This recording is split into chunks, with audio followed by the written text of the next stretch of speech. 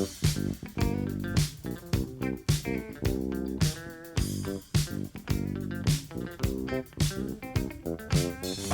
cookies. I love cookies. I love cookies. I love cookies. Welcome to Cookies, the preseason, postseason, off-season, and very best basketball podcast. I'm Ben Detrick. Jordan Redaelli is on vacation, and Andrew Kuo is in the building. I'm back. I never left. Been waiting here this whole week. It's been a long time, man. You had a good opportunity to say, "I'm back, baby," and get your baby streak started anew. I feel like that was I'm something going. I feel like it's fallen apart. No, I've been getting it in like maybe 8 times. I'm on an 8 baby run. I don't know. I have to go back and check the footage. I feel like we have been denied the baby. Just say the baby. I think we forgot about the baby. I have not forgotten, but I have forgotten to live my life since the last pod. I've been just looking for less gruel, like the interns.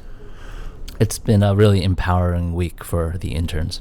The interns have been on fire lately. Shout out to the interns. They are going to receive less gruel for their troubles. And if they start backsliding and producing less work, they will also get less gruel. Those are the rules. Stats, man. What works. The gruel rules. Baby. Well done. Here's a question. Were you called out by Takashi on the stand as a gang member? I kind of felt left out, right? Because he was calling out all these prominent, interesting people like your boy Jim Jones, Boomerish. Yeah, he left no stone unturned, so to speak. Except the entire Yang gang. I was thinking about all these gang affiliations that he was snitching, singing like a bird to in court, except for the one gang that matters, Ben. Yang gang. Yang gang. Yang gang dance. What's up with your boy Takeshi, man? So here's the question, right?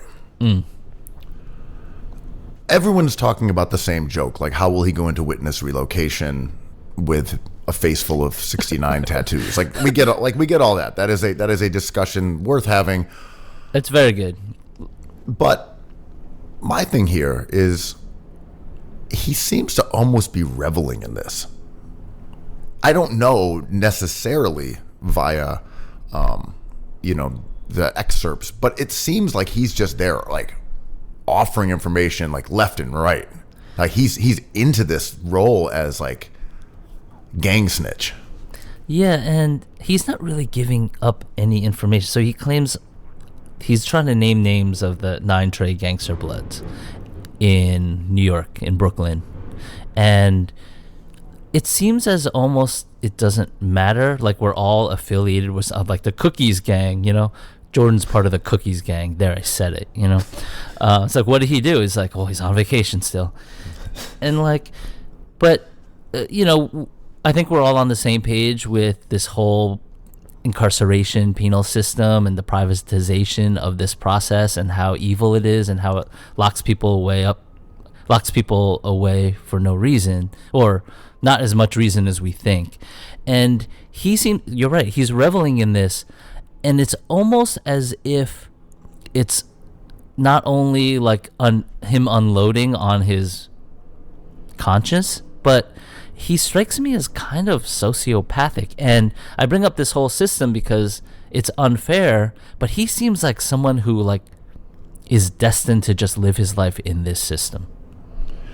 Well, the interesting thing about his rise to fame was that he was selling sandwiches at a deli on Broadway like 2 years ago. This is not a long-term rise from obscurity to a star to now this next chapter in his life. So to an extent, he's kind of just rolling with the punches in this very odd way where it's like, all right, this is just like how my cards got dealt. Went from sandwich dude to rap star to part of a gang to testifying against them in like 18 months or something. It's just an incredible trajectory and a rise and crash that we almost haven't seen in pop culture that I can think of with this rapidity. And it's almost as if he is referencing the same things we are, like movies and other rappers. Like, this is what I'm supposed to do now, right? This is just the next step of this process. Or there could be something that we don't know about, and he's just forced to do this now. One thing that's kind of funny is it's like, wow, he snitched on Jim Jones and Mel Matrix from Cardi Bird Gang. B. Cardi B. It's like, you mean the people who have been saying they're part of a gang? Yeah. Like Bird Gang? Like I know. They've been like yelling Suwoo for years. Like these guys are all prominently gang affiliated and proudly so. So it's like, wow, he gave up the goods. It's like, these guys already said they were. What if it's like a reverse thing? What if Jim Jones said, yo, I'll give you 10 grand if you mention my name in this testimony, just to make me relevant again, because somehow every 3 years I pop up with something kind of interesting. Well, Cardi B was like, this is not true. I'm in a different gang. I'm Brim. She's like, come on, I'm not 9 Trey, I'm Brim. Just get it right. Like, I'm definitely gang affiliated, but a different one. Yeah, I mean, what does that mean at this point? There's a bunch of Chinese gangs right down the street from me. There's a bunch of young guys hanging out playing video games, gaming with Gordon Hayward on the other end. And I know who they are and I know they're dangerous, but I'm like, that's kind of sweet. They just like bother other gangs. Are you being bullied by the local gamer clan? They're always asking me to log off and then log in, and then they mock me, and then I have to log off again. Digging in your pockets for Chuck E. Cheese tokens. I don't know the current landscape of Chinatown gangs. Obviously, back in the day, you had like Flying Dragons and Ghost Shadows, and like that was a very real, violent clash going on in that neighborhood. I don't know. You probably do better than I do. How that's changed. Are like these groups that you're seeing, are they young? Are they like the old heads, or is it?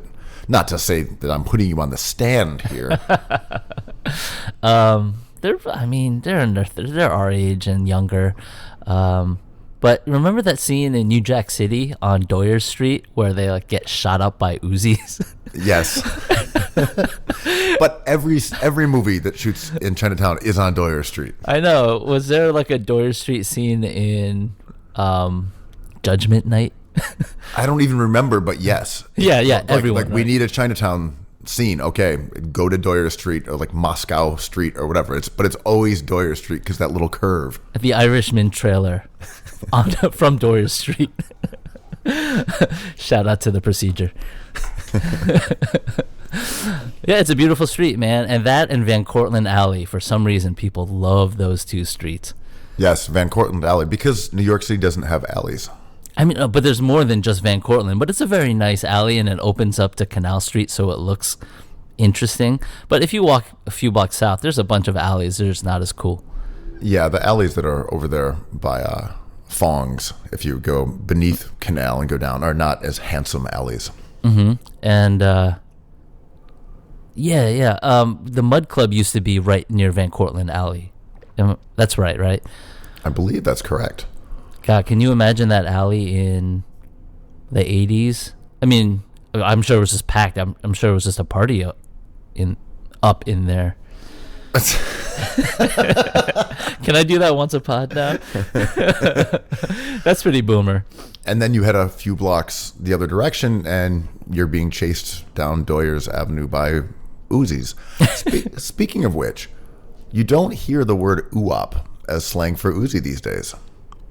Oh, yeah, why is that?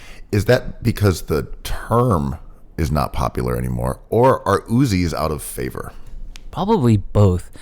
They're taking assault. The company that's making that one assault rifle, was it the M15?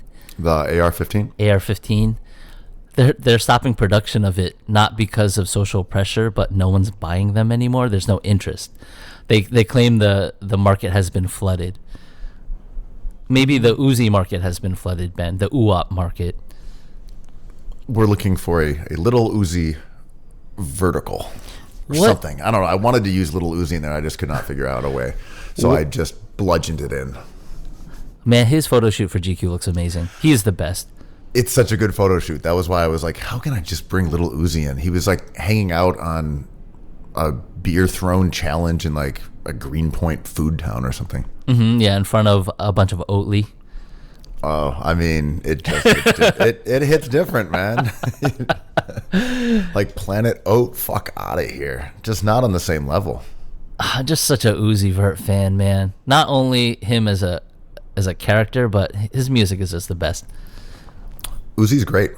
And it's funny how these guys who are, well, it's the natural progression of time is how it operates. But he's like a superstar and hasn't really even put out that much music lately. He's now kind of an elder statesman of the emo rap genre.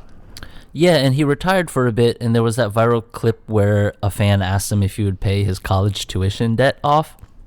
And he said yes, but he was such a boomer about it. He's like, promise me you'll go to class. You got to get good grades. I'm going to check in on you. It was really sweet. And I'm like, everyone gets boomer eventually. It's the boomer's paradox. Speaking of that genre of music, Trippie Redd is a guy who is very much in the same vein as Lil Uzi and Juice WRLD and those kind of sing-songy emo rappers. And he's amazing. I like his music too. And 69 on the Stand talked a lot about his beef with Trippie Redd, who is a former compatriot of him. And they had a falling out, and there was like video clips, and then they were like shooting up his Sprinter apparently, and they were following him around New York City, and there was all this stuff. But the weird part was, in reading this, I remembered that I saw Trippie Redd and like 10 of his guys outside of a hotel in Times Square. So I'm inadvertently was on the set of exactly where a lot of this drama transpired, and it led to, I believe, 6ix9ine taking the subway home after like scrapping with Trippie Redd or something. It was all very interesting, and I was very glad to see like Times Square and New York City like enmeshed in all this, and it had a very local vibe. They're talking about him being kidnapped on like Bedford and Atlantic and near the Armory. It was a nice like New York City grimy saga. And I believe he absconded to Barclays Center to see like a Adrian Broner fight, which I thought I was at for a second. I think it was Mikey Garcia, Adrian Broner in 2017. Broner. And you're right, because all these things that you read feel like fiction almost, and you realize they're just out in front of our street. Yeah, I was excited to read it for that exact reason. Yeah. It was local news. Yeah. And like there's 100% possibility that 6ix9ine is going to end up doing something even more hilarious and probably more dangerous, right? Like this is, I don't know, this is not going to end well, and it's kind of funny now, but I'm just like, this has the markings of something that we're going to stop laughing at. It's interesting because when 50 Cent rose to prominence, there was the perception that he was going to get killed. Yeah. And it was like people like, you know, the over-under on how long before 50 Cent gets killed because of his past, his enemies, all the shit he was talking. And nothing happened. And I think there was a perception in a way that, okay, this is pro wrestling to a degree. But then you see, you know, X got murdered. And the guy who's, one of the guys from, I want to say Florida, was involved in like double murder. And you're like, wait, no, it's real. Some of it's pro wrestling, but a lot of it is also real. And to your point, 6ix9ine, if he leaves, if he testifies, gets out of jail, and kind of tries to go back to a normal life, people will try to kill him. It's wild. And not only, it could be a gang, in quotes, or people, in quotes, or just one person who's just trying to do a thing. And I don't know the exact details of the X murder, but it sounded like somebody with an odd beef. I mean, it was irregular, right? I believe so. I wrote the story about the murder of Chink's Drugs for The Ringer a couple of years ago. I don't think it was Stu Grantland. It was one of the two, obviously. But at that point, it had not been solved. And then it turned out that it was like, as far as I remember, it was a robbery crew. Or it was guys who were trying to rob him, or guys they had just gotten in beef with. It wasn't even over anything that was even more ominous than like a run-in. I'm kind of scared for NBA players sometimes. You hear these stories of them getting robbed at gunpoint, and it's so close to something so incredibly tragic, but instead it's hilarious. Like the Derek Williams situation where someone robs him blind, or who just got held up and their car just jacked. I forget, some NBA player. But well, I know someone tried to rob Lou Williams, and then he ended up taking the guy to like McDonald's and talked to him because Lou Williams is the shit. Because he's the best. Marbury got robbed at the stoplight. That's right. I mean, this is all just like we're doing a stereotype thing. But can we talk about the 50 Cent Ja Rule beef? That is my favorite beef on earth. We absolutely can talk about it. What about this beef makes it your beef of choice? So there was a lot of empty seats in front of a Ja Rule concert, I guess, last year or so. And 50 Cent claimed that he bought all those tickets just so they would be empty because they've been feuding forever. And that was such a great troll move. And it's taken maybe like a year for Ja Rule to clap back and say, someone show me an email or a ticket stub or a receipt. Just someone produce evidence that he actually did this. And 50 has gone radio silent. At the same time, there was... I'm still just thinking about 6ix9ine post snitching. and I do love the Ja Rule 50 Cent beef. It was one of the funniest ever. And 50 was such a relentless bully and just kept going. And remember, he had beef with everybody. It was Rick Ross and Fat Joe, and he would make these mixtape covers. It was like the elephant on the beach with a photo of Fat Joe sitting in the sand. Like it was like a real era of Photoshop, barbs at that moment. In a way, Donovan Mitchell is Rick Ross too. More cops. But yeah, so 6ix9ine, maybe he can come out and with some precautions just live a regular life, because that dude Chris Paciello, however you say his last name, he was involved in a murder in Brooklyn before he blew up in the Miami club world, and he took the stand, testified against people, and now he's back out running clubs in Miami. Man, I know it can be done. Yeah. I mean, no sin bin, but Aaron Hernandez from the Patriots executed people and played on Sunday. Not for long, not for much longer after that, but that was the craziest story. I don't know how 6ix9ine is going to do this. It wouldn't surprise me if he just decided he was going to live the rest of his life in prison, at which point maybe there's other issues he has to deal with for being a snitch. But I'm not sure this is even snitching. Right? Like someone in prison might be like, oh, you didn't say anything, no one knew. He's like, yeah, I just had to say something and get out of there, man. Well, also, these people kidnapped him. They robbed him. They physically assaulted him. They are not his friends.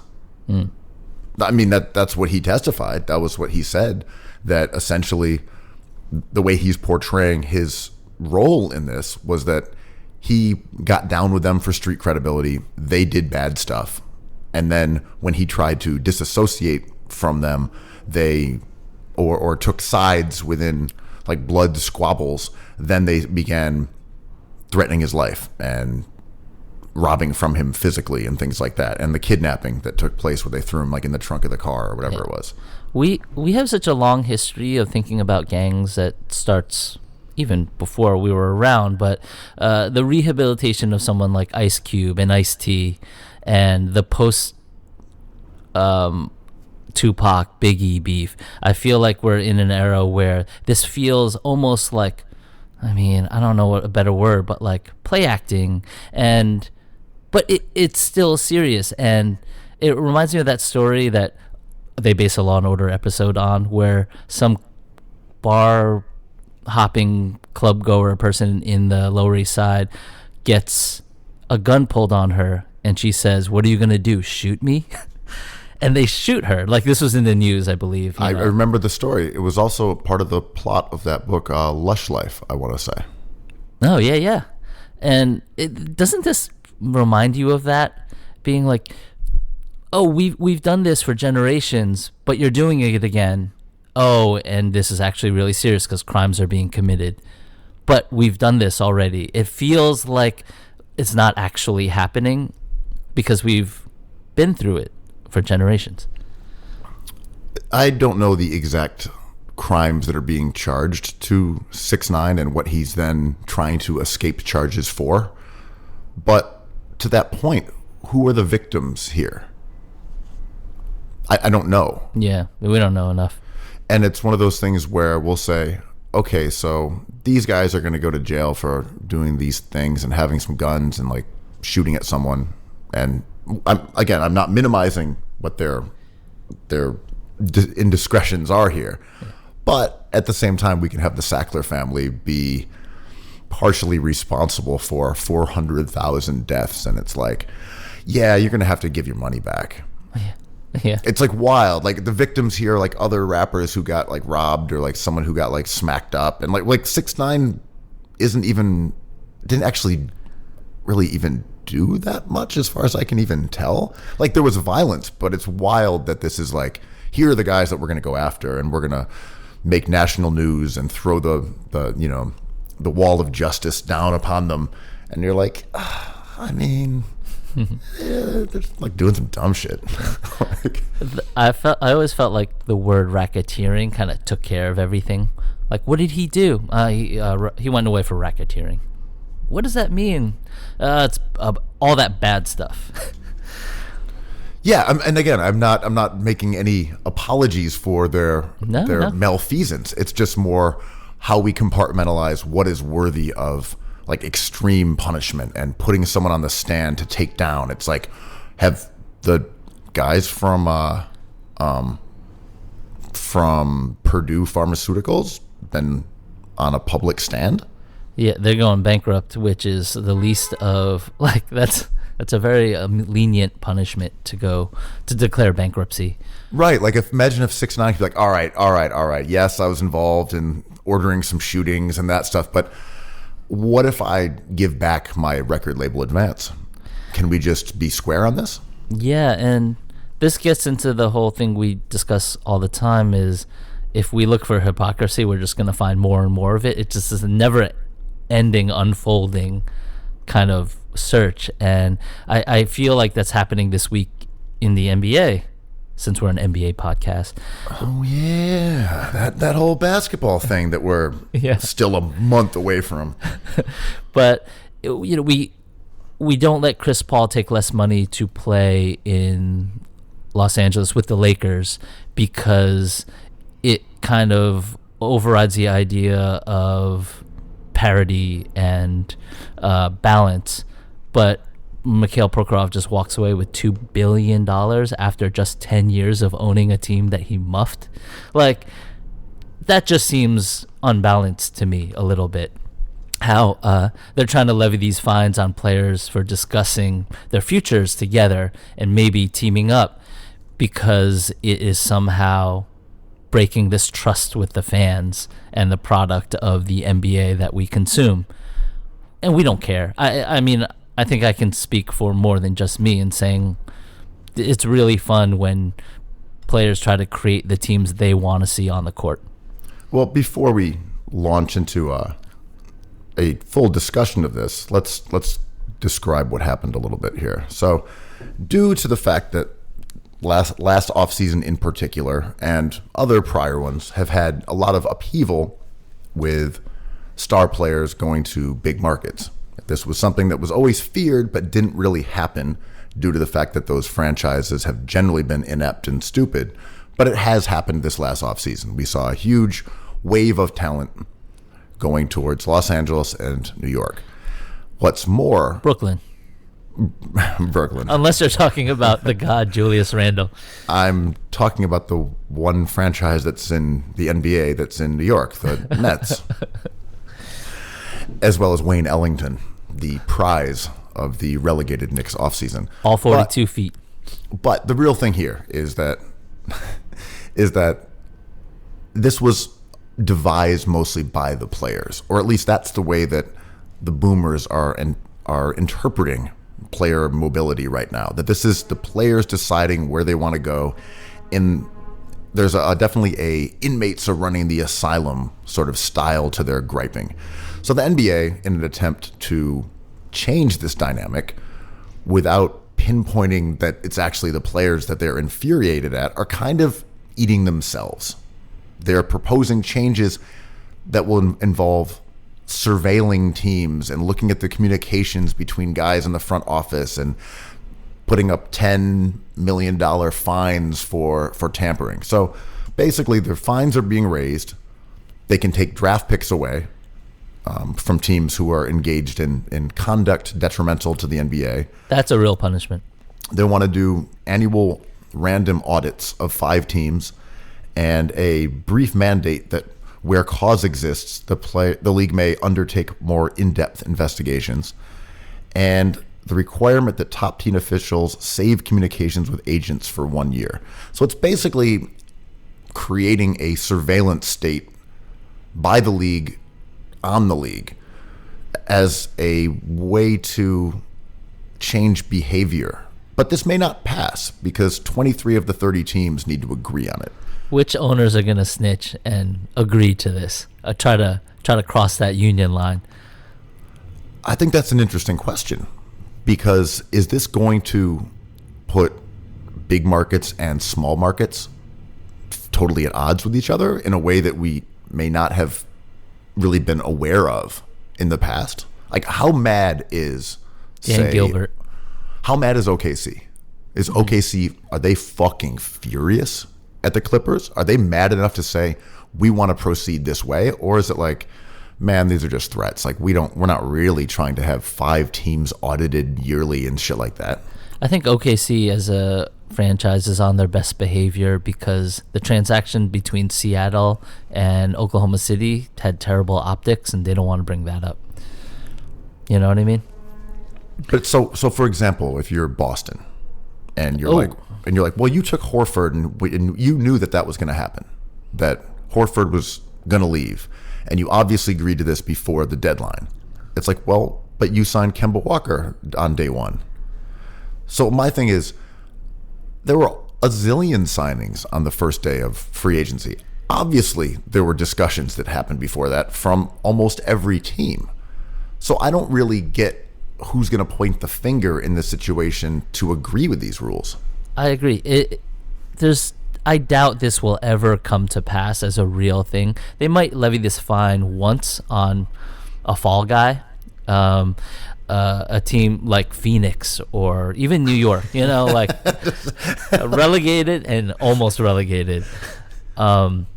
But either they don't get the number of votes because this is just to kind of have an optic as opposed to an actual rule, or the rule goes through, they get the votes and never actually act on it because no team wants to be audited. And when they threw that in, I think the owners kind of backed away. And let's not forget that the owners own the league. Like, they make the rules. Adam Silver is paid by, we can't mention that enough. He works for the owners. Yeah, so that's what I'm trying to figure out. Was this proposal from the league itself, or is this coming from a group of small market owners who have these concerns and are very punitive? Because it does not seem like something that New York, LA, Chicago, Philly, Miami would be interested in going this route. No, it doesn't benefit them at all. And I think the league understands it doesn't benefit them.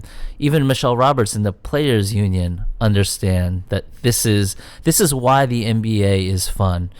And the NFL, No Sinbin, is trying to certain players are trying to do the thing that Kawhi Leonard did or LeBron James, and it's not working as well because it's a different system, it's a different culture. But the NBA is popular for many reasons, and I think player movement and player empowerment is not the problem. What's interesting is the Joe Smith fiasco that happened in like '99. Yeah.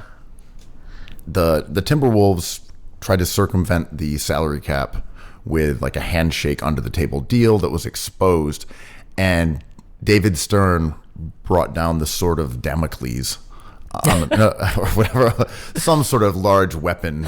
And it was just insane. It voided, you sound like a gamer, man.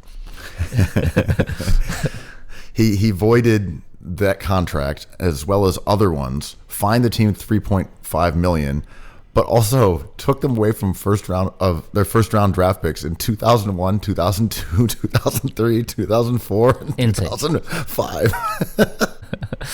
Yeah, and that was the Timberwolves that got penalized, right? Yeah. Did they realize in the future they would land the god Andrew Wiggins? Yeah, that's why you got to have those draft picks so you can. It's a long game. It's a long game. You can get yourself a Wiggins. We got a Wiggins. Do you have a Wiggins? But yeah, I think ultimately there is rage from a certain collective part of the ownership or the governors, as they want to be called. But they're really just beating around the bush because they're mad at players. And there was a proposal that was in there, and I don't know if it made it into this version that they're going to vote upon here in New York City, that players could be punished. They didn't say expressly how, for inducing another player to ask for a trade. Like, that shit is wild if you tried to enforce it. It's just insane. Okay, we want to go through an NBA player's cell phone records and Instagrams to see if they mentioned perhaps that, like, you should come ball with us. And it's a definition that they get to define, because what's a conversation? What's an Instagram post? They don't even understand like the language of memes. How are they gonna act on that policy? And can you imagine these 30 owners? I mean, there's more than 30 people who own these 30 teams, but can you imagine them in one room and the idiocy that goes back and forth of these filthy rich boomers that are trying to control these young men on Instagram? It's just, I just want to be a fly on that wall. And I propose a $2 million fine for the eyeball emoji, as was seen posted by Lou Williams on a Snap story. It's just like... Yeah. It's one fire emoji is different than 5, or what my daughter says to me. Kuzma posted 5 fire emojis. If that's not inducement, I don't know what is. And this whole 100 thing, what does that mean? Is that like $100 million contract? Is that an offer? Is that the salary cap? Yes. It's like inducing a trade. Like, hey, you should come ball with us, man. All right. That's $2 million. You can't be trying to get someone to join your team. That's just outrageous. I saw Wiggins at Taco Tuesday. What are they trying to create, a super team over there? Like, you can't be friends or suggest that your friends could come and join you. Although it's totally good if these teams trade players and waive players and do anything they want with these contracts. They can do anything they want. Just as long as you pay these guys, you can ship them out, you can bench them, you can do anything. But should they suggest to someone else that maybe you could be on a team together, that's a no-go. Yeah, the headline was so vague when I first saw it. It was something like the NBA to enact rule changes for parity or something like that. And I was like, oh, cool, no salary cap. Oh, cool, no age restriction.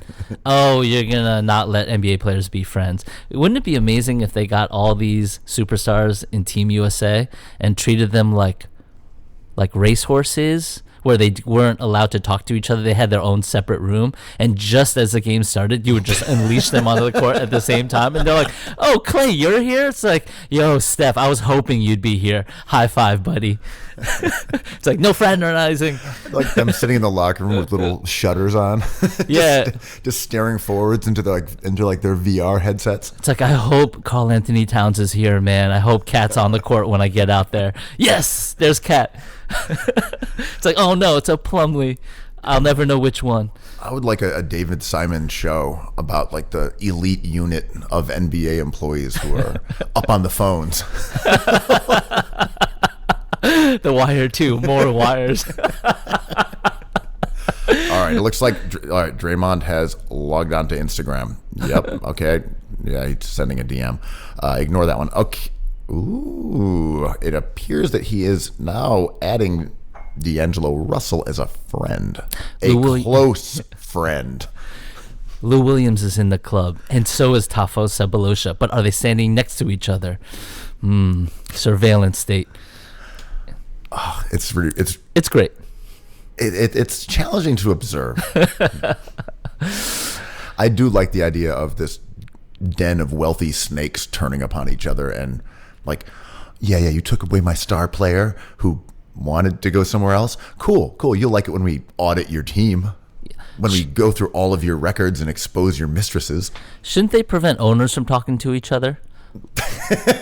Like, James Dolan, you cannot come to this meeting. Actually, there are no meetings because you guys cannot talk at all. Yeah, it's weird. We found evidence that you were doing drugs on a private plane. That's odd that could be uncovered in our massive investigation of forensic evidence from your communications and your flight logs. Yeah. I mean, how many NBA players were down, or excuse me, owners knew Epstein. I want some of them had to know Epstein. Probably. A lot of these new owners are new money. Like, I'm thinking Microsoft and Tech and Joseph Tsai. But the old guys like Donald Sterling, I don't know. Probably. That's true. I guess we would have known if they were in the black book. I don't recall there being any particular ones. But and oh, sorry, go ahead. But talk about breaking rules. Not only creating affecting parity in the NBA and creating super teams. What if these businessmen couldn't talk to each other and conduct business based off of their NBA relationships? Like, it's back to your Sackler thing. It goes on forever. It's annoying. Well, to me, what it would really imperil is the day-to-day workings of Cincoro tequila. Like, how do you operate an up-and-coming, incredible tequila company with your fellow NBA governors if you can't communicate? Those are very expensive. I saw, like, the normal one costs $65 and the special one goes for $300 retail, not bottle service wise, like in a store, I think. Do we have to try this? Do we have to live pod this? Maybe. So this article has an incredible lead. I'm just going to read it for our audience because I have not read it and you have probably not read it and our audience definitely doesn't read. So let's just this is behind the scenes of the Cincoro tequila brand.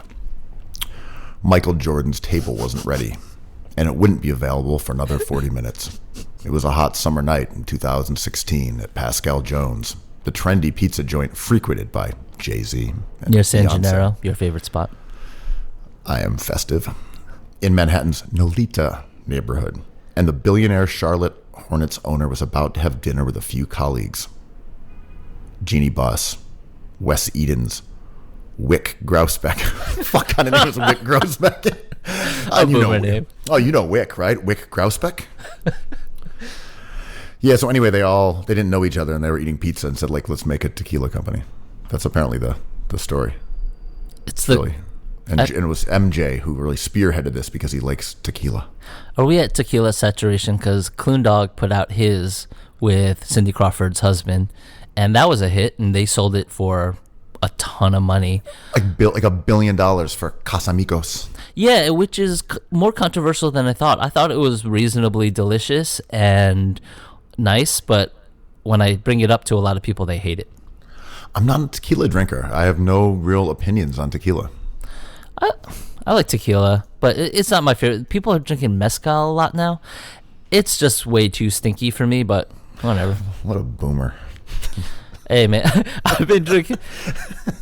I'm like, I don't know what I like anymore, man. It's the paradox. I think mezcal went from being kind of cool to sort of being boomery. I feel a little weird about even ordering a mezcal Negroni, even though I do like them, because it's become something that's like interesting to order when you don't really want to look at a cocktail list. And so I think I'm gravitating back towards the regular Negroni to get away from the sort of like, I don't know, the marker of ordering a mezcal Negroni, which are delicious, which I do enjoy. I was trying to figure this out the other day. There's 3 kinds of flavors. There's only 3 kinds of flavors in the cocktail world, right? You have the brown, smoky flavor, the sweet, fruity flavor, and then the clean kind of like vodka soda flavor. There's only variations off of that 3, right? I would consider a Negroni part of that smoky whiskey vibe. But I think you're missing the bitter vibe. Yeah, maybe I'm lumping those 2. Okay, so there's 4. I think you got. I mean, there's a bitter, there's a sour. I don't know. I'm not a mixologist like you are. Yeah, right. That's me. Mixology, baby.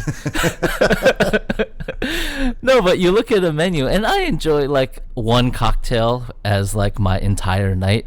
But when you look at a cocktail list and there's 10, they're always they're like superheroes. There's always representation of the Red Ranger, the Black Ranger, the Yellow Ranger. You know what I mean? Absolutely. Right, because you got to have something with a whiskey in it. You got to have something with a vodka in it. You have to have something that's like vegetal or whatever.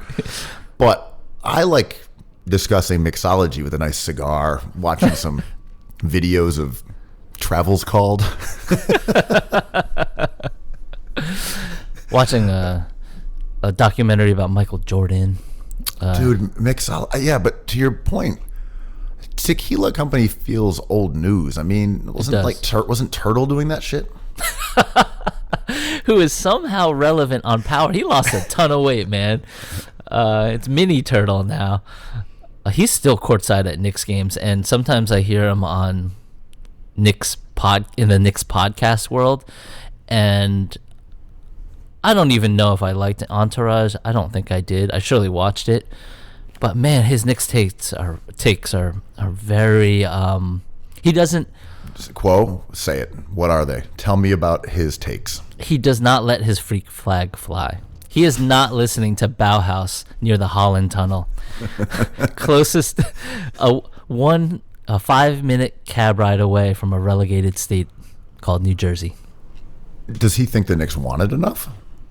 Yeah, he's always like, maybe these young players will grow up and figure out that hard work will take us to 40 wins. I like that there's a perception that guys' success or failure comes down to work. Like, he didn't become a good player because he didn't work on it enough. He just didn't work on his game.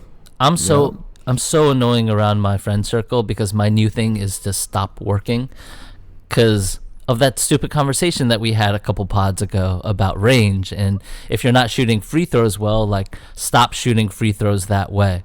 Take it one step to the left, the back, or right. You just have to change it up. Like, stop practicing free throws in the same way. It's really inspirational. Thanks, man.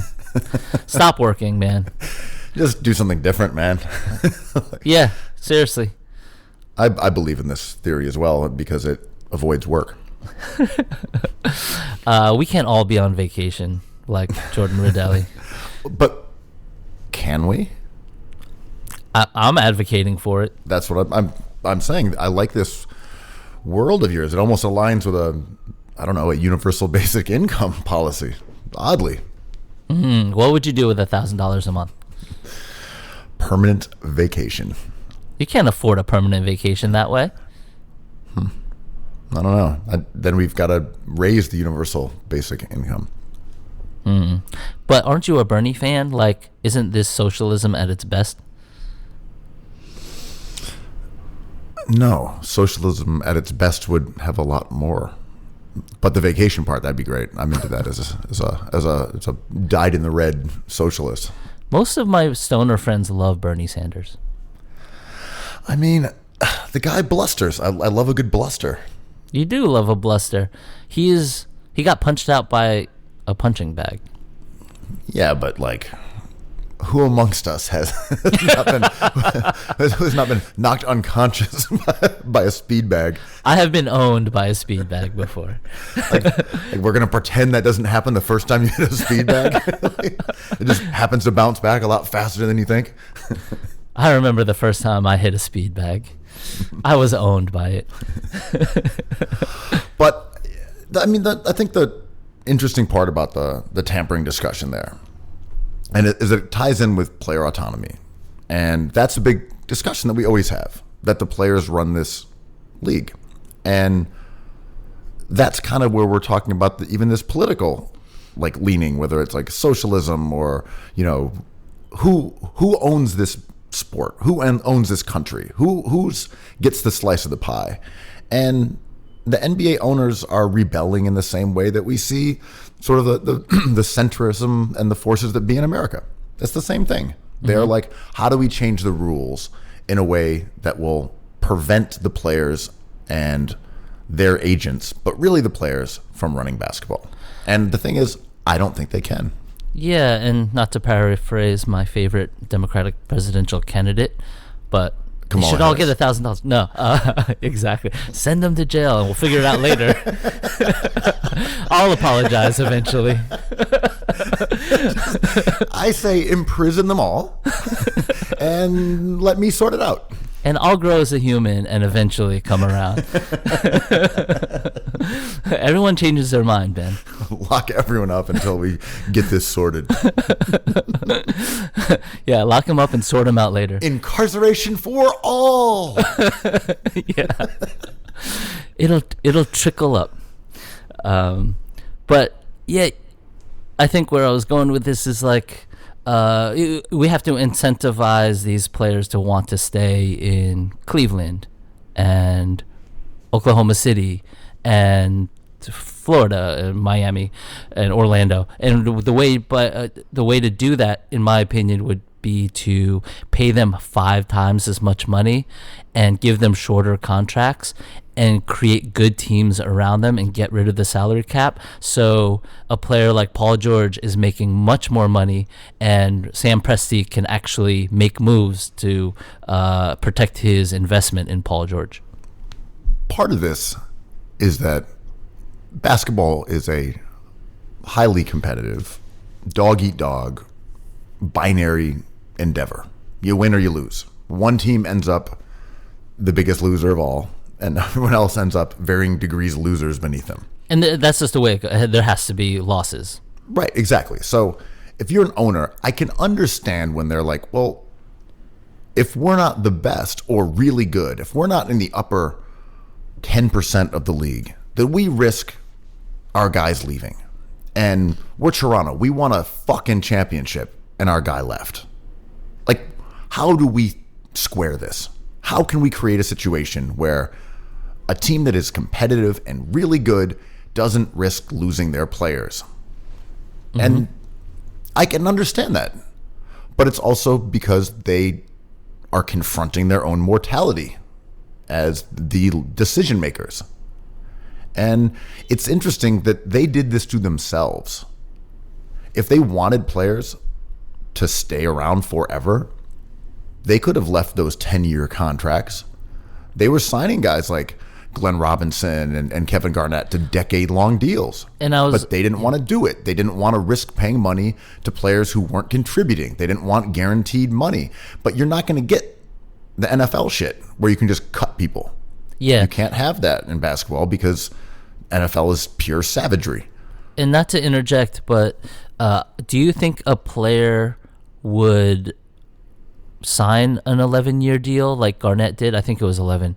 would a superstar like Steph Curry, who is very happy where he is, would you even do that? You would give yourself the flexibility anyway, right? You wouldn't want to sign that deal. I think it would have to be one that included clauses about your pay in comparison to other elite players, because the way that the league is expanding, you wouldn't want to be locked into a contract for a certain amount of money. Mm-hmm. You know, it would have to be, all right, I will make the equivalent of the 3 highest paid players at my position, mm-hmm. and it would just scale accordingly like that. Mm-hmm. But right, the NBA's reluctance to get stuck with bad contracts and making it so that you can only sign a player from another team for 4 years, that opened a lot of people's eyes. To your point, mm-hmm. a player's like, well, screw that. I'll take a 2-year deal with a player option. Yeah. And you know, and that Kawhi here is the fulcrum, right? Like, it was LeBron and his guys, and that got everybody stirred up. But the Kawhi thing and other teams bidding and waiting for him and him just kind of screwing everybody and then signing a 2-year deal. Kawhi is terrifying because he was supposed to be one of the good guys. And as we properly noted, he's the opposite. He is the ultimate supervillain. LeBron made decisions based on emotions. Mm-hmm. Kawhi, it was just money. Mm-hmm. And the opportunity to win, which means money. But, you know, sometimes we demonize the NFL, but let's not downplay how awful the salary cap is as an idea. It is an awful idea, and it's mean. And baseball is not as fun anymore. But they let players make the money they're kind of owed. The NBA is just unfairly capped, and it sucks, man. To see Prokhorov walk away with $2 billion. I was thinking the other day, Forbes said the Knicks were evaluated at $4 billion. The most valuable franchise in the NBA, even though they're in relegation. But if Dolan in a fantasy land actually sold the team, it would probably sell for 7 or 8, right? And if that hypothetical buyer bought it, Jeff Bezos, whatever, flipped it in 10 years, it would go for $15 billion. It's wild how valuable this product is and how exclusive this club is. And to me, we can joke about the salary cap, but that salary cap sucks. It's totally antithetical to the sport itself. That's kind of what I was meandering around before when I was saying this is the sport that's so competitive and like you reach the pinnacle of it and it's by defeating everybody else. And then you have a system of the NBA which is like, okay, we give the best draft picks to the worst teams. All right, we have these contracts in place that, you know, a player is more or less obligated to be with the same team or compelled to be with the same team for 9 years of his career, and we're still bitching about it when they're leaving after that. Mm-hmm. You know, like, Kawhi's been in the league a while, man. This is his first time he was able to choose where to play. And everyone's like mad. Oh, LeBron went somewhere. He gave Cleveland 8 years and then came back. People were mad at him for leaving a team after 8 years. And fans getting mad is how the NBA world goes around. And the worst scenario is a team like Dallas that won and a well-loved player, a universally well-loved player in Dirk Nowitzki. And well, after LeBron boosted him to stardom in that finals, yes. But they're suffering a fate that I think is worse than Cleveland fans burning LeBron James jerseys, which is indifference. People don't really care what happens with that team. In my opinion, they're holding one of the most electrifying rookies that we've ever seen. But we're only talking about Zion Williamson. Like, Luka Doncic is really exciting to me and could be the face of the league moving forward. But we just don't care because he's in Dallas. There is something awry in Dallas, and I don't know exactly what it is. You know, personally, did not love their treatment of a certain Nerlens Noel, but they had the sex harassment issues. They've had owner Mark Cuban speak reverently of European players while sort of doing a bit of a dog whistle towards American players and talking about mixtapes. And there's something odd about that franchise, and I don't like them. I don't like that team. There's something self-righteous and humorless about them as an organization, and it sucks because I do really think Luka Doncic is an incredible talent. He's awesome. I really like watching him play. I like how they got him too. Yeah, but I do wish like the Kings had just taken Luka Doncic. I would have been so into that team. That would have been awesome. The Suns should have taken Luka Doncic. Or the Suns. Any one of those teams who is up there. Atlanta. Like, I really would have enjoyed. I think Trae Young is super fun to watch, but I would have really been so excited for Doncic anywhere except for Dallas. I'm just not into that organization. Yeah, agreed. And I'm kind of partial because I love Shark Tank. It's like one of my favorite shows. And Cuban is smart and funny and very lovable on that show, in my opinion. And it doesn't quite reflect in the way he runs the Mavs organization, personnel-wise. Signing Chandler Parsons to all that money was not really inspired. I do love when I say I love the way he got Luka, when he the elephant in the room was the Hinkie. We don't have to get to this too much, but he said by tanking, I have an opportunity to put myself in the situation to get the best player in this draft. And all these other teams passed on Luka, and he was able to turn that idea into reality. Totally. The Mavs were rampant, flagrant tankers for several seasons in a row. It was like a rite of tradition. And he said that's what he was doing. May comes around, and all of a sudden, their good players just vanish. And they lost lots and lots of games down the stretch in every case. And sometimes it didn't work, where they end up with Dennis Smith Jr., who is now Knicks out of the legend. NBA. Former Knicks legend. He's out of the league. I don't know what he's doing. He was last seen around the Holland Tunnel entrance. He wasn't actually in that picture. I have no idea where he was. He was in the tunnel itself. He was on his way to a relegated state. Taken by the Holland Tunnel. Yo, I have an idea. Holland Tunnel, man. It's a portal into a relegation. If you really squint, you can see the soul of the Knicks down that tunnel. Don't look too close, though. You'll fall in. I like the quote about staring. If you stare too long into the Knicks stare back into you. Who said that? Friedrich Nietzsche. The New York Nietzsches. Oh yes, the real Ubermensch franchise is long gone. That's the Mavericks. You know, the relegated philosopher. He was not really part of philosophy. He had his white face. There's something about the Ubermensch, the European basketball player, their love of the game and their understanding of the fundamentals. Just Nietzsche staring at candles, wearing head to toe blue and orange. Not different than my life. Not that much different, to be honest.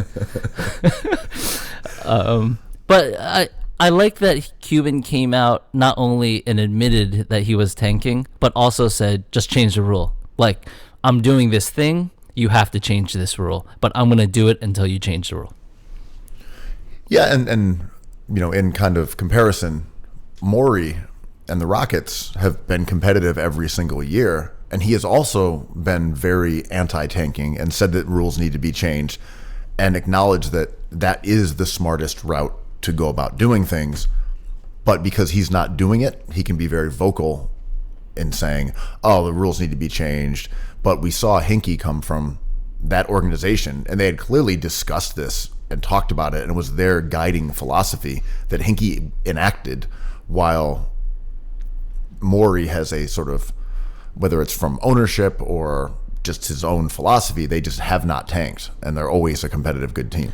And he's lucky because he got James Harden, and that kind of gives you a parachute to do the things that he's doing. And I always think about scarcity in terms of like the way thinking in the NBA shifts over time. And there have not been a lot of proponents of sabermetrics and advanced analytics and all of that. I thought it would be rampant, but it's not. And it's because there's only a few Moris in the universe, or Hinkies. And they also only can function when people aren't thinking the way they are, because as soon as everyone thinks the way Mori does, the value disappears. Well, it's that idea that the market inefficiency is what you exploit. So when everyone says, oh, you need shooters, when every boomer GM out there is like, we got to sign some shooters, the price of them is up. The demand is high. So now it's like, but you can get a PJ Tucker versus a unitasker because people aren't into the PJ Tucker small ball center when you can sign them for that amount of money. Yeah, and this whole market just revolves around, or manufacturing wins this way just revolves around market value. So if you can get it for cheap, at some point threes were cheap. Now they're too expensive.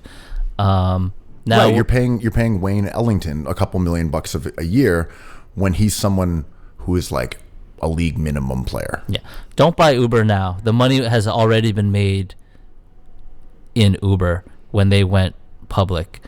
You should just not buy it now, even though it was one of the hottest IPOs or the most anticipated IPOs. The money has been made, so try to not think about threes too much. Get 3-point shooters, but you don't have to overpay for them anymore. You're going to put all your money into WeWork because that's definitely not a huge scam. That's not a Ponzi scheme at all. It's totally not a Ponzi. Like, if there's one thing you need to know about WeWork, it's not a real estate Ponzi scheme. We just have to wait for Andrew Yang to be president, and everyone's going to funnel their $1,000 a month into renting a desk at WeWork. Every single entrepreneur out there. There are certain trends that you notice, and when you put them all together, it's a very dystopian future we're facing here, where you look at like the gig economy and then people living in like tech flop houses and workspaces, and people are like, oh, what about mini houses? They're cool. You can move them around and they're mobile, and you're like, oh, so we're just going to become these weird working blobs who live in cubes on our computers all day? This is the future that we're supposed to be excited about. This is the future that Democrats want. And we have to differentiate between the gig economy and a culture of startup, because I think the culture of startup, you're talking about a different demographic than people just trying to work 3 or 4 jobs to pay rent. The culture of startup, everyone, I always think about this in terms of the NBA, because I think we can all imagine being Steve Jobs more than we can be a player on a court. So we look at owners and we always think about what we would do if we were them. And this is like a James Dolan thing. I think a lot of Knicks fans would say, if I was owner of the Knicks, I would do this. And all I have to do to get there is work hard or win the lotto. And one of those two things are definitely going to happen in my lifetime. But it never happened. So the whole idea of starting Apple in your garage and being the next Steve Jobs becomes cultural, and it becomes its own industry where people have podcasts, seminars, flop houses. They run businesses based off of people's cultural desires. Do you know what I mean? Yeah, there was a study that, or was part of a research paper, but it mildly got a little traction. And then it was that, I want to say it was the Dark Ages, maybe it was the Middle Ages, but it was basically that in a time when we view as very primitive and gross and far removed from now, people had far less leisure, or people had far more leisure time. People didn't work anywhere close to the amount of hours that Americans do today. I read this, right? And it goes to what you're saying, where you create a gig economy that people are struggling to pay rent. And what the tech companies did was they worked around the idea that people are supposed to have work days. They manipulated it. So it's like, you don't actually have any time off. Yeah. It's not like, okay, you clock in, you punch in, you go home. Now it's like, oh, you drive for Uber. Why aren't you working now? And this is I blame millennials for this because the gig economy gives corporations even more power. So if millennials say, we don't want to work for big bad X, Y, and Z corporation, so we won't accept your health care, we won't accept your hours, and we won't accept your ownership over my time, and we're going to do the work, but we have a choice to do other things. The corporation's like, sweet, we don't have to pay any of the back end stuff and still get your work, we'll take it. Yeah, it's hard to say, though. Was that the millennials making that decision, or was it the erosion of, say, labor unions? And when I say millennials, this is a time period you're not where gonna that get happened. Good health care. You're not going to get vacation days. We're not going to give you all these benefits that your parents had, like a retirement. Right, matching retirement funds, etc. We're not going to give you those things. We're just going to take the work from you and pay you for it. Exactly, but we're going to have you in this office cubicle for 10 hours a day. And people are like, well, then no. We're not going to do that. Right. It's interesting to see the rise of unions in the creative industries over the last couple of years. I don't know how it'll end up playing out, but we've seen it like Gawker and New York Magazine and Vice.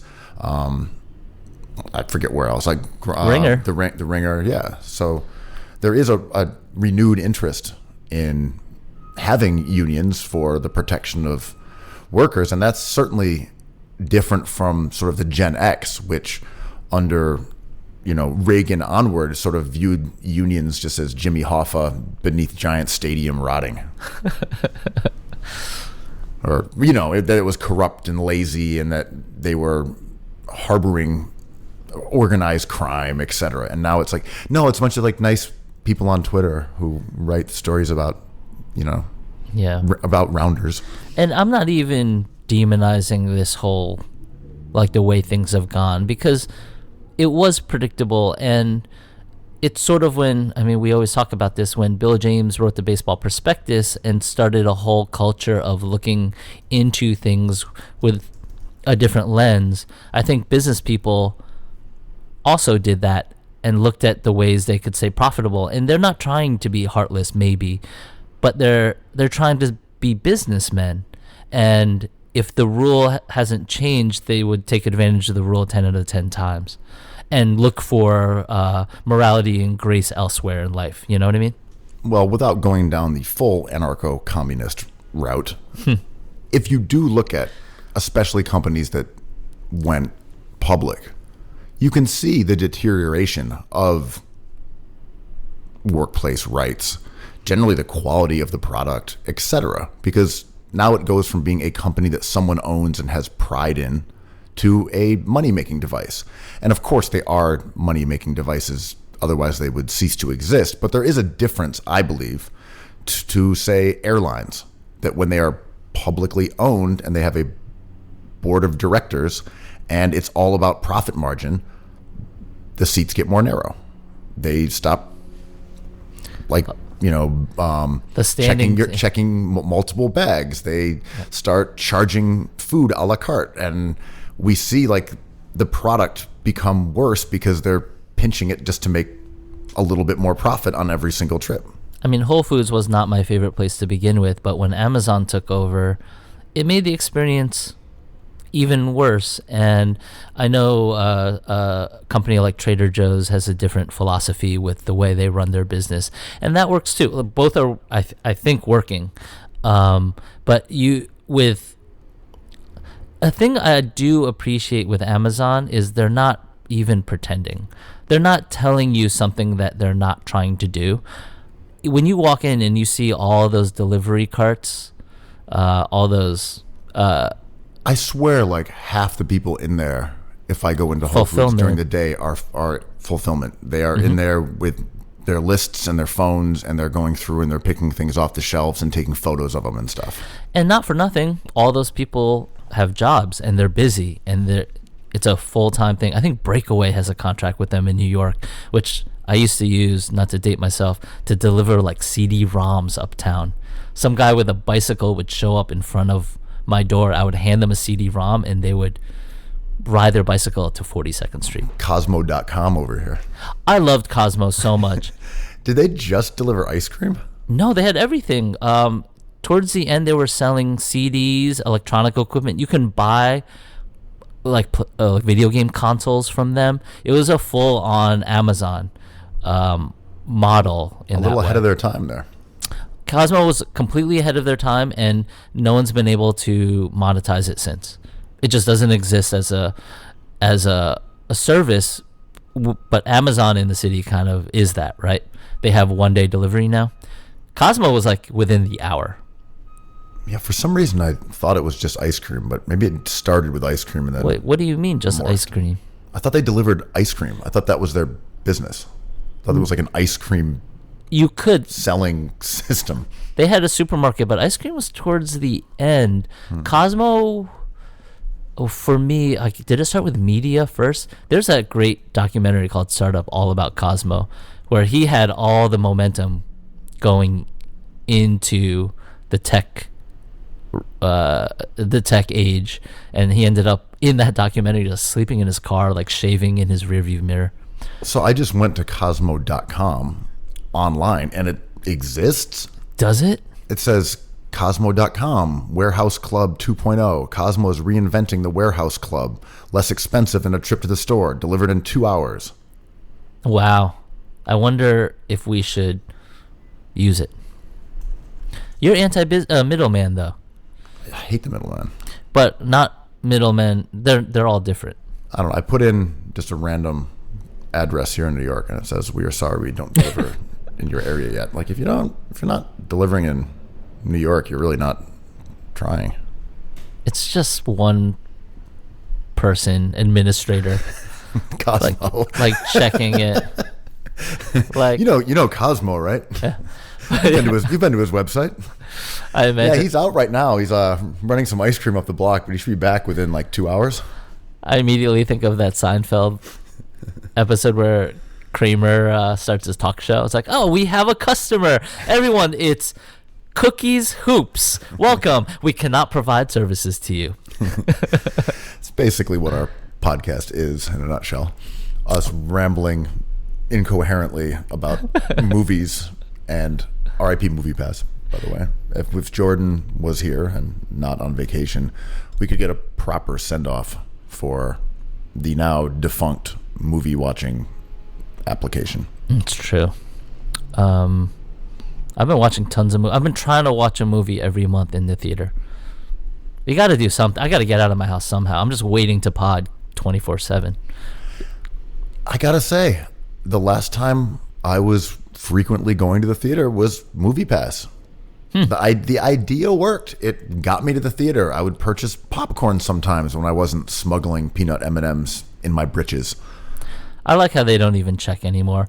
One of my friends brought some claws in to see Once Upon a Time in Hollywood, but it was at the Essex Crossing Theater, and they have a bar there now. And they were so chill about it. They said, we serve alcohol now, so it would be great if you bought drinks from us instead, and maybe they're even tastier. And they let her keep the claws, and she didn't drink them. She got a cocktail. So you're allowed to wander around that movie theater wasted. Was it empty though? Do people go to the theaters? I was always going intentionally during the day when there were very few people around and using Movie Pass. So you're stumbling on something that I think is... So I always check if we can go see movies when they open. Avengers, Once Upon a Time. And it's always sold out for weeks. You can't get good seats. They're all reserved. And when I see it, the first time I can get a good seat, it's empty. I wonder if... I don't know. This is a bit UFO to me. Oh, I really want to talk about UFOs. Can we talk about UFOs? Do you want to talk about UFOs now, or do you want to finish talking about movie theaters and then talk about UFOs? I'm fine with either. I didn't really have... My idea was it was a scam, and they're not showing as many showings as they claim, and they're just labeling them sold out, sort of like the Popeye's chicken sandwich, to drum up interest, because as soon as you say something is not available, you check again and you end up buying it. I think it's a good strategy. Yeah, I wonder about that with restaurants sometimes when you look at their website or Resi and it's like, there's nothing available for 3 months. And like, is that true? I know. How like people are like, yeah, I got to eat there in, I don't know, maybe end of November. That would be sick. Like, are people really planning dinners at restaurants 2 months in advance? And for full disclosure to our amazing loyal fans, we are actually sold out of everything in the merch shop. We sold out at Kinfolk. So there is actually nothing. We're not holding 2,500 Knicks t-shirts. Yes. It is fair to mention that our being sold out is very different from that of, say, these movie theaters. Ethical. Who are lying to you, unlike Cookies Hoops, which you can no longer buy a XXL Royal Ivy in Heather Gray. But they're not there anymore. You can't buy them. But the Popeyes strategy is amazing. I'm obsessed with this fast food strategy stuff, and I always bring it up here. But them having that slam dunk of a sandwich and then taking it off the market is genius. And it could be the cost of chicken. Andrew Kuo, is it? Oh, it's going to come back fierce. So you remember they said White Claw, there was a nationwide shortage of White Claw? Yes. I was skeptical if that was actually true. I think it was a PR person just saying that, because you could still get White Claw everywhere. I think Oatly, there was a legitimate shortage. Mm-hmm. Because if you go to Whole Food, it's not there most of the time. It sells out. Yeah, for sure, in that location. But that may only mean that Whole Food isn't getting enough, because you can still find it. I've got a couple secret spots. I'm not going to divulge them on this show, because that would mess up the whole game. But you're one of those. I've got my Oatly spots. Mm. I don't know if someone is Oatly hoarder. Is Oatly worthy. I read somewhere that Oatly was actually very hard to make, and the process was preventing it from being sustainable. I may be making that up, but I think I saw that. All I'm going to say is trust the process. Yeah. The Oatly process. Yeah. But it might be... Okay. Sorry. Can we do UFOs? I was about to say, let's get down to brass tacks. Yo, what do you want to talk about when it comes to UFOs? Respect to Tom DeLonge of formerly of Blink 182. He was right this whole time. He claimed that there were UFOs. He even formed bands to talk about these videos that he had found and posted online of these unidentified flying objects. And everyone's like, you're nuts, you're a joke. They mocked him. The U.S. government this week came out and said he's right. Those are actual unidentified flying objects, and he should not have had them and or posted them. Pretty amazing. So they're unexplainable. That's what I'm just going to go with. We're not saying these are alien spacecrafts. No, they're UFO. So it could be like a Chinese drone. And if we know it's an alien, then that would be an identified flying object. Yes, exactly. Or an unidentified alien flying object. Yes, the classic IAFO, as it's also known. But I thought that was pretty amazing. There's been a little more transparency in recent days, recent months, recent year, I guess, or so, about the government acknowledging that there are some things flying around that they ostensibly do not know what they are. Couldn't the conspiracy theorist here say that they know what those things are, or that some of this is doctored footage that they're putting out because they want to do something, that there is a motivation in order to get people to discuss these things, whether it's the Space Force bullshit or more satellites, or I don't know. Just more surveillance. I'm just suggesting that could there be a motivation other than like, hey, the government's cool now. Like, yeah, they acknowledge aliens and UFOs and flying saucers. That's sick. Like, could there be something more menacing at play? Well, I think it's interesting because it's the same thing as Takeshi 6ix9ine pointing at a self-professed gang member. Be like, you're a gang member. Finally, right. Someone connected UFOs and 6ix9ine. Right. I was waiting. I suspected it would be you, and here we are. I'm sorry for the interruption. Please connect 6ix9ine with UFOs. Because it's something that I think when we found out that they were actually unidentified, we didn't really freak out. And this used to be something we cared a lot about. Orson Welles, War of the Worlds. As a community, we were really curious about alien intelligence, and all these movies were about that, like Contact and those Batteries Not Included about aliens. I forget. I think that was just a robot. That was a magical pool, right? Where you get younger. I think I'm getting it confused with Mannequin. Ooh, The Abyss is a good example. Mannequin. That's a different movie. Was that the one with Steve Guttenberg? Anyway, they're all ones with Steve Guttenberg. It was the whole era of Guttenberg. I want to start calling the Guggenheim the Gutenberg going forward. Mm. It's remarkable, the wing of the Steve Guttenberg Museum. And a quick stop up to Darius Rucker Park. Nice. Where was I going? Oh, but we don't care as much anymore. And I thought about this yesterday because, oddly, I'm trying to read again. So I went to a bookstore, if you can believe it. What the hell? I walked through the Feast of San Gennaro, which lasts for 9 more weeks.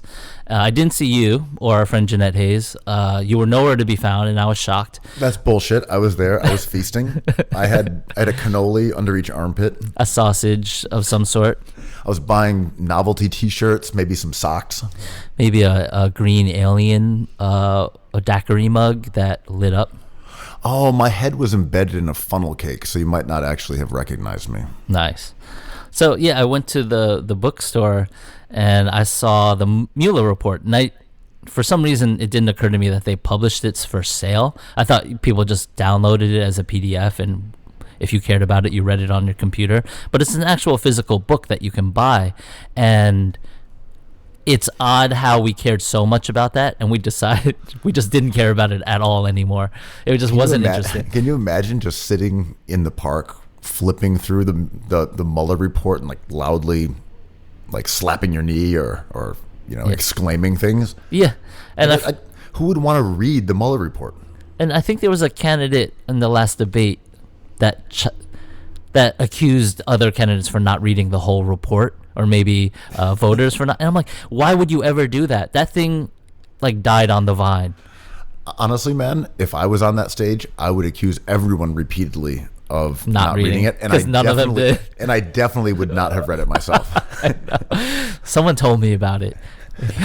Hearing about it is reading about it. The dirty secret is that no one ever read the Mueller report. No, why would you? That dude is so boring.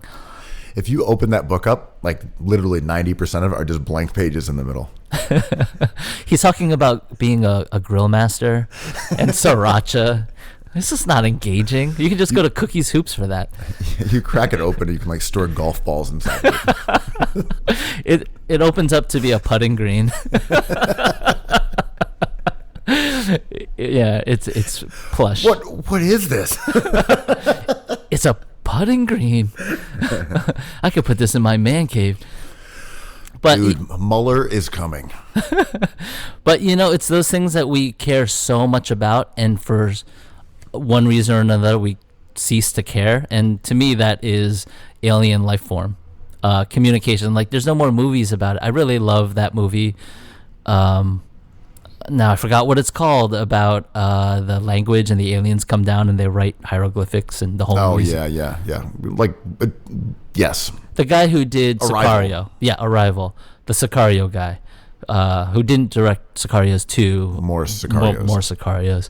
Mas Sicarios. I've watched that movie like 15 times, by the way. I just turned it on. Sicario 2 is flames. That movie is fantastic. When I yell at the interns and give them less gruel, that movie somehow is always on. I'm just like, put it on, and I'll just yell at the interns for the next 2 hours. And when you're feeling more charitable, they will receive their less gruel as well. Okay, so here's my question about your alien take that we don't care about them anymore. Is that I agree with that. And there's a changing sort of perception in the way that we used to talk about UFOs and Uzis and futons. futons, things of the past of that ilk. Sun-dried tomatoes. It's totally true. There's some shit you just stop caring about. Yeah. And I agree with you. UFOs, I just don't care. I know there are people who are going to head to Area 51 so they can like fuck aliens or whatever their whole thing is, that they're going to like have sex You with said that UFOs. with such disdain, as if you've been angry about that for a long time. Those fucking alien fuckers. Those dirty, stinking. But no shaming. No shame. Let me be clear. Never shaming. I will never shame these dirty, stinking alien fuckers. But when they're not trying to get some alien cheeks, Right. I think though that it is something that we've sort of acknowledged that like maybe it'll happen, but we've seen it so many times and in such convincing ways that if an alien spacecraft suddenly came down, we'd be like, holy shit. Like, And then we just kind of like move on and we'd take our cameras out and we'd send it around and be like, oh my God, listen, that's crazy, right? There's like a ship floating above New York. do they have the tax returns though? You know, Mueller is coming. right. And we talk about this in basketball and gravity and certain guys that we just can't leave alone, and other guys like Harrison Barnes who just get to play. You know? But so what if UFOs and these little things are glitches in the simulation? I love this. I know you hate simulation. No, I love this talk. This is obviously a simulation. I'm 100% in on simulation. Then No question. how come we cannot buy the Knicks? How come we have not cracked the simulation where we become James Dolan 2, more Dolans? It's happening. It's just Two in a more parallel Dolans. It's in a parallel universe. The multiverse? Man, I saw that Spider-Man movie. That was good. A lot of strobes going on. Yeah, that's the thing about other dimensions. Like the lighting sucks. Stroby. It's so distracting. But what I would say is that if these are glitches in the simulation, we might not want to investigate them too much. Oh, I don't want to know. I certain if Marty McFly came down from his DeLorean and told me he could tell me who to draft on my fantasy team in a month, I would not want to know. I don't want to know. So there was it's not theological. I don't know exactly the way to describe this, but there are discussions between scientists to this exact topic. Do we want to find out if this is actually a simulation? Are these scientists the Wachowski brothers, and are they pills? Yes. All right. But the theory here was that we don't want to alert whoever is running the simulation to the fact that we know it's a simulation, because then they might end the simulation. But isn't that the simulation itself, that we become self-aware? I don't know. Right? They've accounted for this. Nothing that we do is free will. But what happens when you're Truman and you realize that this is all a fraudulent world devised around you, and then you try to escape? It's crazy how The show ends. it's wild that they diagnose people with Truman Show disorder, because that movie is not that old. It's sort of like steampunk. I'm like, what, doesn't steampunk go back to Herman Melville? It's like, no, it's a Will Smith movie that started steampunk. I'm like, oh, this is like 8 years old. You know, Wild Wild West. That was the beginning of steampunk. I'm like, oh. So the Truman Show disorder is only as old as when Jim Carrey was the #1 box office draw? Well, I would also bring up Which is yes. a specific cookies theory in this same vein. Can you prove to me that the NBA existed before 1996? I've tried thoroughly to investigate this, and no, it started in 1996. I never went to a game before 1996. What Bob Cousy did was more like jazz or interpretive dancing, gymnastics maybe, but not basketball. I mean, sure, they may have put together or staged games, but who's to say they were actually competing, that it wasn't just a masquerade? Who's to say? Right. They went. Bob Cousy and Bill Russell went back into the locker room and colluded to. That's why players need to have blinders on and be in small little stalls. It's like, I hope LeBron James is on this court. Oh, Melo. All right. You know what's amazing is it's been a simultaneous collapse of that Knicks team. Specifically, like this offseason, like Melo doesn't have a team. Lynn is out of the league. JR doesn't have a team. Shump isn't even on a team right now. Shump is a free agent. That team, Novocaine is gone. Tyson Chandler's on a team, I believe. He's on the Lakers, right?